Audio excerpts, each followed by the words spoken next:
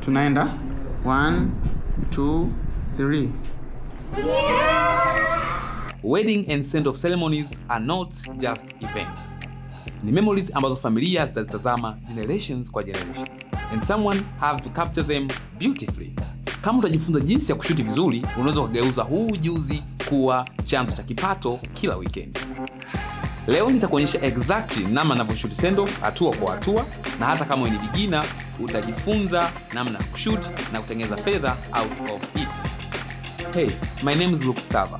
Niko hapa kusaidia wewe kukua kutoka from beginner to cinematic filmmaker, ili nawe pia uweze kushoot, kuedit na kutengeneza pesa out of your passion. And the best part, hauhitaji kumiliki expensive gears. Nitakuonyesha namna unaweza kuanza kwa kuazima, renting. So stick mpaka mwisho wa hii video nikuelekeze namna unaweza kupata vifaa tena kwa bei nafuu. Kusaidia kuelewa namna ya kushoot, unahitaji kuelewa hizi 4 segments only. That being said, let's dive in. Segment ya kwanza ni gears. Listen carefully. Hauhitaji kuanza kwa kuzinunua hizi gears kwa sababu ni expensive. Nilianza kwa kuazima, unaweza pia. Sasa ngoja nikuonyeshe setup yangu ilivyokuwepo katika siku ya send off. Kitu cha kwanza nilikuwa na Sony A7 III na lenzi ya Sigma 24-70 f2.8.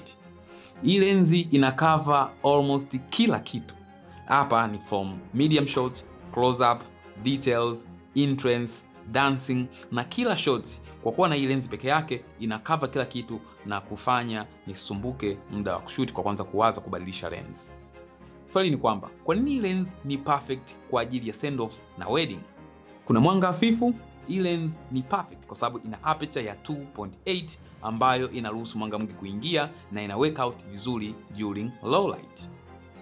Swali la pili ni emotional moments. Vipi kuhusiana na hii lens? Hii lens inakupa beautiful bokeh, nikimaanisha bla ambayo unakuwa unaiona tunapokuwa tuna shoot close up shots.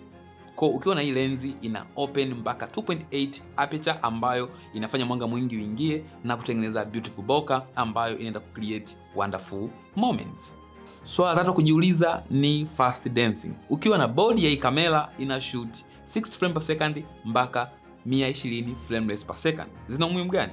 Hizi zote zina umuhimu katika kushoot slow motion. Na hii hapa itakusaidia pale ambapo kunakuwa watu wanacheza, kwa wanatembea, utapata zile smooth motions na kucreate a beautiful wedding or send off. Sasa wewe ni beginner na unataka ukafanya renting katika rental companies. Hivi ni vitu vya kuzingatia. Kitu cha kwanza, hakikisha body yako ina shoot HD na 4K katika frame rate at least kuanzia 60 mpaka 120. Kama nilivyosema hapo, itakusaidia kwenye slow motion. Na katika lenzi tafuta 24-70 kwa sababu ina wide range ya kukupa kile unachokihitaji bila kubadilisha lenzi, lakini pia unaweza kutafuta 50mm f1.8. Dhumuni likiwa ni kwamba wakati wa jioni, kipindi ambacho mwanga ni mdogo, unaweza kucompensate kwa sababu hii lenzi ina work kwenye low light. Okay, tunakuja upande wa settings. Hizo settings zangu ambazo zinazotumia nikiwa na shoot send off au wedding. Setting ya kwanza ni frame rates. Hapa na shoot katika 60 frame rate per second au 120 frame rate per second. Hapa napata a smooth slow motion, muda wa kucheza au muda wa kuingia katika ukumbi. Setting ya pili ni shutter speed. Shutter speed naiweka mara 2 ya frame rate ambayo nimeichagua. Kwa hiyo kama ni 6 frame per second, nitaizidisha mara 2 ambayo itakuwa ni 120 shutter speed. Kwa nini nafanya hivyo? Ili nipate natural motion. You see? Aperture. Katika aperture naenda na 2.8. Na kama nitatumia prime lens basi ndaanza kwenye 1.4 au 1.8. Inanisaidia nini? Ili nipate bokeh au ni compensate mwanga ninapokuwa na shoot katika low light. Setting ya 4 ni picture profile. Hapa naenda na S-Log, S-Log 2 au S-Log 3. Kwa nini nafanya hivi? Ili nipate high dynamic range itakayoenda kunisaidia wakati wa color grading. ISO. Katika ISO nacheza na 80 mpaka f3200 au kwa native ISO ya Sony 640 mpaka 12800. Kwa hizi ISO sitapata noise. Bila kusahau nataka nielezee kuhusu S-Log. Kwa nini tunashoot katika S-Log?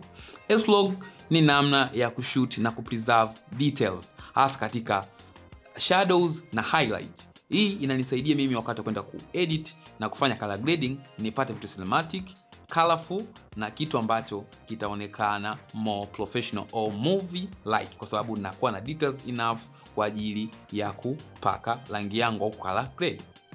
Na hii hapa ndio siri kuu ambayo tunaitumia kuturn ordinary send off kuwa premium, kwa sababu na uwezo wa color grade like a movie au anything cinematic. So make sure una turn on S-Log profile katika kamera yako. Lakini gear au vifaa vinachangia 30% ya kazi yako kuonekana bora. Sasa ni kitu gani kingine ambacho kinafanya kazi yako ionekane more premium na more professional? Hiki ni composition na shot size. Sasa njoo tujifunze hivi ni vitu gani. Kama unahitaji wedding video zako ziwe cinematic, basi acha kushoot randomly. Instead, anza kufikiria katika story sequence. Sasa hizi ndo core shot types ambazo nitakuwa uzitumie. Shot ya kwanza ni wide shot. Hii ni shot ambayo ina set scene, inaonyesha mazingira, lakini pia ina establish na kuonyesha tukio linachukuliwa sehemu gani. Shot ya pili ni medium shot, ambayo itamuonyesha bibi harusi au bwana harusi na wazazi, na kikubwa itakuwa inaonyesha emotions ambazo wanazo kwa wakati huo. Shot namba 3 ni close up or detail shot. Hii ni shot ambayo itaonyesha earring, itaonyesha viatu, itaonyesha cakes, vifaa au details zote zile ambazo zipo included katika siku ya tukio. Namba 4 ni low angle, ambayo ni shot ambayo itafanya interest scene ionekane more dominance and loyal. Tukimaanisha kwamba atakayekuwa anaongea hapo ataonekana more powerful na dominance na ndio mwenye tukio hilo ambalo una shoot. Namba 5 ni high angle. Hii itaonyesha decor, lakini pia zile dancing shots kuonyesha cloud ikiwa inacheza na kufurahia tukio zima kwa ujumla. Namba 6 ni depth shot. Hii itaonyesha foreground, middle ground na background. Kwa hiyo utashoot ukiwa unaonyesha layers na kufanya kitu kiwe safi. Namba 7 ni tracking shot, na hii shot inasaidia watu wakiwa wanatembea, wakiwa wanafanya interest ya kuingia kwenye ukumbi na kufanya moment zote ziwe safi na nzuri. Ya 8 na ya mwisho ni push in and out, kwa sababu hii inasaidia kuonyesha emotional speeches, vows, mtu akiwa anaongea, lakini pia prayers moments, zile moment ambazo zinagusa na kufurahisha wakati wa tukio. Sasa namna kutengeneza shots na kuzifanya kuwa story.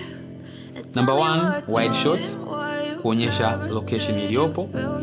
Number 2, tracking shot, kwa na track bride akiwa anaingia ukumbini. Number 3 is a medium shot, tukionyesha bride akiwa na smile na kufurahia occasion. Number 3 ni close up. Hii inaonyesha details, mfano earring, macho, sura na etc. So ukichanganya hizo shots zote unatengeneza a certain sequence and you build a story. Na hapa ndipo utawafanya client wa feel something, kwa sababu umetengeneza a sequence and a story, sio tu just randomly videos. Sasa kama unataka nikupe sample ya shots ambazo nitakuwa kuzitumia, comment neno shots. Ukisha comment hapo nitakutumia link na PDF ambayo itakusaidia wewe kupata manuscript yako kama beginner, ili ukaanze kushoot na kutengeneza pesa zako. Sasa ukitaka hao wateja wako waende kukupa kazi tena na tena, ni lazima ujifunze kujua kwamba ni matukio gani ni lazima uhakikishe hayakosekani katika video yako. Segment namba 3 ni moment you can't afford to miss, yani mambo ambayo unatakiwa usiyakose wakati wa kushoot. Kitu cha kwanza ni bride moments. Hapa ni zile reveal video zake akiwa amevaa, because always wanakuwa wamependeza. Hakikisha una shoot accessories zake, iwe ni vibanio, ring zake, perfume, shoes, nails, close ups za nguo zake na kila kitu ambacho kinamhusu bibi harusi, maids wake na kila action na challenge ambayo atakuwa amepropose kuifanya. Moment ya pili ni wisdom moments, wakati ambao wazazi wakiwa wanatoa ya moyoni au kusifia na kushauri watoto wao. Hakikisha hizi moment unazichukua, kwa sababu zitakusaidia kubuild a story utapokuwa una edit. Moment namba 3 ni cake, decor and hall details. Hapa shoot kila kitu ambacho inakuwa kimeandaliwa katika ukumbi. Flowers, cake, details zote ambazo zinapatikana mle, hakikisha una shoot, kwa sababu zitakuja kusaidia kubuild a certain sequence na kusaidia wakati wa B-roll, lakini pia kama transition kutoka scene moja kuelekea scene nyingine. Namba 4 ni interest. Hapa ni pale ambapo bibi harusi au bwana harusi na ndugu wakiwa wanaingia ukumbini. Hakikisha una capture hizo moments zote. Hapa shoot kila kitu. Wakiwa wanaingia, watu wakiwa wanashangilia, hapa changanya shots za kila aina. Close up, wide, details. Hakikisha kila moment ambayo inatokea pale na unaichukua katika detail ya kutosha. Moment ya 5 na ya mwisho ni dancing part. Hakikisha unachukua kila dancing session ambayo inatokea. Iwe ni bridesmaids, iwe ni bibi harusi na bwana harusi, iwe ni mchanganyiko wa ndugu. Hakikisha kila kitu unakirecord na kuchukua katika kila amount of details. Changanya shots zote, wide, close up. Changanya angles zote, iwe ni low, iwe ni high. Kila amount of details ichukue ili kuja kufanya kama iwe ndo mwisho wa kumalizia video yako wakati kwenda kuishoot. Segment namba 4 ni directing people. A wedding filmmaker 50% ana shoot, 50% ana direct. Kwa kuwa watu wengine hawajui namna ya kupose. So, guide them. Alafu, unaona kuna maneno kwa hiyo ndo anasema okay, tutashuka picha gani? Kuna mwingine si baby. Sasa kuna simple directing lines ambazo ukazitumia na kufanya tukio lako likawa zuri. Mfano, unaweza kuambia umependeza. Smile. Kwa kumwambia hivyo itamfanya tabasamu. Namchekesha vizuri, mchekesha labda.